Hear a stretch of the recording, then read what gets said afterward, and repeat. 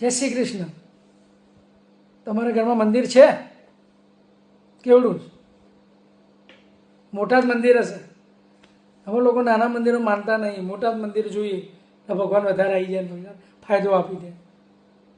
Right ને?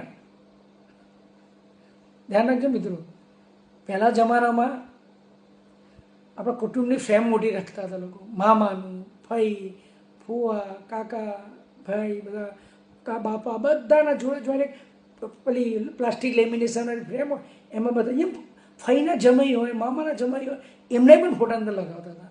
તો બધાની નીડી રહેતા, પ્રેમ રહેતા, સંપ રહેતો હતો, બધા સાથે રહેતા હતા આપણે બધા. અને હવે શું થયું, ફ્રેમ ઓછી કરવા માંડ્યા, છેલ્લે ચારે નથી લગાવતા, એને દુઃખી થાય છે, એને ગોખલા મોટા થતા ગયા. પહેલાં ગોખલો નાનો જ રાખતા હતા, ફ્રેમો મોટી હતી, ગોખલા નાના હતા. નવો માણસ જેમ જેમ ફ્રેમ ઓછી કરતો જાય, દુઃખી થતો જાય, અને ભાઈ ગોખલા મોટા કરતા અમારા જેવા બાબા ગુરુ અંદર એન્ટ્રી કરતા જાય. અમારી એન્ટ્રી જેમ થાય, જેમ તમારી ફ્રેમો ઓછી થશે એમ અમારી એન્ટ્રી થશે. અમારી એન્ટ્રી ક્યારે જરૂર પડે છે કે તમે ફ્રેમો ઓછી કરો એટલે વડીલોનો સંબંધ નહીં, હું પૈસાવાળો મારા વ્યક્તિઓ રિલેશન નહીં રાખવાનું, અભિમાન આવી જાય છે. લોકો જો વાત નહીં કરવાની, મારા ભાણિયાની ક્યાં જરૂર છે, મારા આની ક્યાં જરૂર છે, મારા ભાઈ મામાની ક્યાં જરૂર છે, મારા કાકાની ક્યાં, મારા ભાઈની ક્યાં જરૂર, મારા દીકરાની ક્યાં જરૂર છે, આવા રિલેશન નાખી નાખીને આપણે આવું કરીએ. ધ્યાન રાખજો મિત્રો, ફેમિલી ફોટો તો પહેલાં ભગવાનના મંદિર કરતાં પહેલો ફેમિલી ફોટો મૂકજો. પહેલાં પહેલું એ બહુ જ રિઝલ્ટ તમને આપશે. તમે લોકોને ખબર પડશે ને તમારા ફેમ બધા રિલેશન સારા છે. એ ખાસ ધ્યાન રાખજો કે ફેમિલી ફોટો બહુ જ જરૂરી છે ઘરમાં. ફેમિલી ફોટામાં એ અંદર એક ખાસ ધ્યાન, બધાનો ફોટા લગાવો, પણ કદાચ એક ફૂટથી દૂર કદાચ તમે લાગે કે ફ્રેમ નથી બનાવી તો તમે અમુક અમુક સિમ્બોલથી એવું કરો કે ઉપર તમારા મધર ફાધરનો ફોટો, એની નીચે તમે તમારા સાસુ સસરા જે હોય, તમારા મોટા ભાઈ ભાભી, પછી તમારા સાડુ, બધા જે બધાના ફોટા મૂકી શકો. એક ફૂટથી દરેકનું ફેમિલીના ફોટા મૂકો. એક ફૂટથી દૂર નહીં કરવાના, એટેચમેન્ટ રાખો. દૂર ગયા તો દૂર જતા જાય. બંને સિંગલ ફોટા ઘરમાં ક્યાંય નહીં મૂકવાના, આવી રીતે ગોઠવો. આમ ફોટા જ્યારે મૂકો ફેમિલી ફોટો વેસ્ટ વોલ પર મૂકજો, પશ્ચિમ દિવાલ ઉપર, ડ્રોઈંગ રૂમમાં, ડ્રોઈંગની વેસ્ટ વોલ પર. ડ્રોઈંગમાં વેસ્ટ વોલ પર એ ચાઇલ્ડની સંતાનોને દી શકે, બાળકો, એટલે આપણે બધા બાળકો છીએ. સૂર્યનારાયણ ભગવાન ઈષ્ટમાંથી ઉગે છે, એમની સામે આપણે ફેમિલી ફોટો, એમના આશીર્વાદ મળે. પ્લસ આપણા પૂર્વજોના ફોટા, કહે છે ને આપણા પૂર્વજો, જે આપણા ભગવાન, જેના થ્રુ આપણે છીએ આ દુનિયામાં, એમના ફોટા પૂર્વ દિશામાં લગાવવાના છે.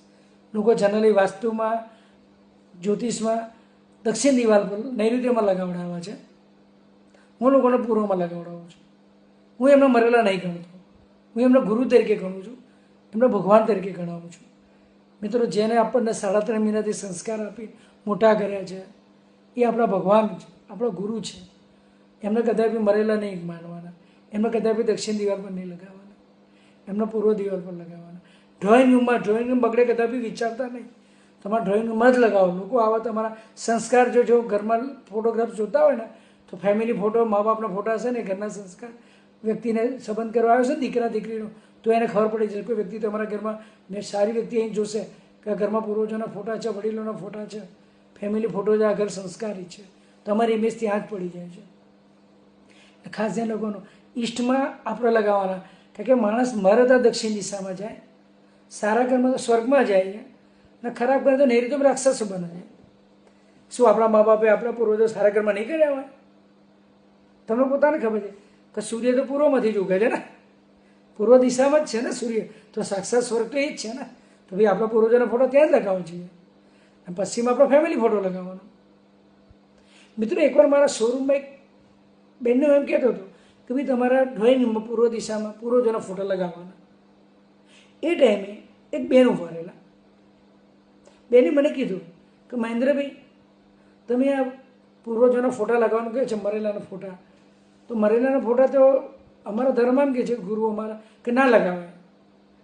તો મેં કેમ મરેલા કહું છું? તેમના ભગવાનના ફોટા, તમારા પૂર્વજો છો, તમારા માતા પિતાના લગાવવાનું કહું છું ને.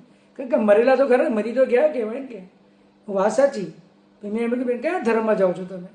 એમને એમના ધર્મનું નામ દીધું મેં. રાઈટ, મેં અત્યારે ધર્મનું નામ નહીં દેવું, કારણ કે એ કોઈ પણ ધર્મ વિશે આપણે બોલવાનો અધિકાર નથી. કોઈ પણ ધર્મ, બધા ધર્મ રહે છે. બેન તમે જે ધર્મમાં જાઓ છો, રાઈટ, કેમ તો એમને આ ધર્મનું નામ દીધું, તો એમાં તો ગુરુઓના ફોટા લગાવવા છે. એમના મઠમાં જાઓ, એમના તમે ત્યાં જાઓ, ગમે તેમ ગુરુઓના ફોટા હોય, કે હા મહેન્દ્રભાઈ, મારા ઘરમાં 3 પેઢી સુધીના ગુરુના ફોટા લગાવેલા, અમારે જ્યાં જીએ દર્શન કર્યો હતા ત્યાંય પણ છે અમારા ગુરુજીઓ નતા. મેં તો એ મરેલા નહીં? કે હા મહેન્દ્રભાઈ તો મરેલા. તો મેં કે એમને કેમ લગાવે છે લોકો? તમને ના પડે તમારા પૂર્વજોના ફોટા મરેલા માગો તો એ લોકો કેમ લગાવે છે? મેં તમે પૂછી જોતી બેન, ભાઈ મને આવીને તમે મળજો. બેન થોડો સમય પછી મારા સ્ટોરે આવ્યા છે શોરૂમ પર. મને કે મહેન્દ્રભાઈ મેં પૂછ્યું મારા ગુરુજીને, આ તમે વાત કરીએ બધી, તો એમણે મને એવું કીધું કે તમારા મા બાપ છે ને આમ મનુષ્ય કહેવાય, અને આપણે જે ગુરુઓ છે ને એ આપણા સંત કહેવાય, આપણા આધ્યાત્મિક ગુરુ કહેવાય. એ લોકો બહુ સારી પૂજાપાઠ કરી હોય, પ્રસિદ્ધ થયેલા એક પ્રમાણે, એટલે એમને ઘરમાં લગાવવા જોઈએ અને મા બાપને ના લગાવવા જોઈએ. તો મેં કીધું બેન તમે આ ધર્મ કેટલા સમયથી રહો છો? તો મને કે મહેન્દ્રભાઈ અમે છેલ્લા 7 વર્ષથી જઈએ છીએ. હવે બેને કીધું બેન 7 વર્ષથી જાઓ છો, તમારા મેરેજ કેટલા સમયથી થયા? કે 15 વર્ષ થયા. તમારા હસબન્ડ તમને પ્રેમ કરે છે? કે હા મહેન્દ્રભાઈ બહુ સરસ, પહેલેથી જ પ્રેમ કરે છે, પહેલેથી વ્યવસ્થિત ખવડાવે, અમે વ્યવસ્થિત રહીએ છીએ, ઘરમાં સરસ છે. તો બેન 7 વર્ષ પહેલાં તમારા હસબન્ડના સંસ્કાર કોણ આપવા આવેલું? તમારા ગુરુજી આવેલા? ના મહેન્દ્રભાઈ એમના મા બાપે જ આવ્યા હોય ને. મેં તો બેન જે તમારા હસબન્ડ તમને પ્રેમ કરે છે, સરસ રાખે છે, સરસ વ્યવસ્થિત કરે, તો એ હસબન્ડનો જન્મ આપનાર સંસ્કાર 13.5 મહિનાથી સંસ્કાર આપીને મોટા કરે એમના મા બાપે, એ આમ મનુષ્ય થઈ ગયા. આમ પેલા 7 વર્ષે બાવા જોડે જાવ તો તમારા સંત પુરુષ થઈ ગયા, મહાત્મા થઈ ગયા. અરે બેન આપણો મેઇન ગુરુ જ આપણા મેઇન 3.5 જો તમારો હસબન્ડ ઘર બોલ્યો હોત ને એ ટાઈમે તમારા એના માતા પિતા રોક્યા ના હોત ને તો લુખા હોત, ગારાગારી કરતા, ઘરમાં દારૂ પીને આવતા હોત, મારામારી કરતા હોત, તમને પ્રેમ ના આપે, તમને મારત. તમે એના ટેન્શનમાં અમારા ત્યાં નંગોને બધું લેવા આવત. તો આભાર માનો એ મા બાપનો કે એમના થ્રુ તમે આજે આ પ્રેમ હસબન્ડનો તમને પ્રેમ કરે. તમારા ભગવાન એ છે, એમને રિસ્પેક્ટ આપો. જેમને 3.5 મહિનાથી સંસ્કાર આપ્યા, મોટા કર્યા, ભણાયા, પરસેવાથી પોતાનો સમયનો ત્યાગ કર્યો, ઈચ્છાનો ત્યાગ કર્યો, એ આમ મનુષ્ય થઈ ગયા. આમ પેલા ખાલી અડધો કલાક લેક્ચર સાંભળવા જાઓ છો, કલાક સુધી કદાચ રવિવારે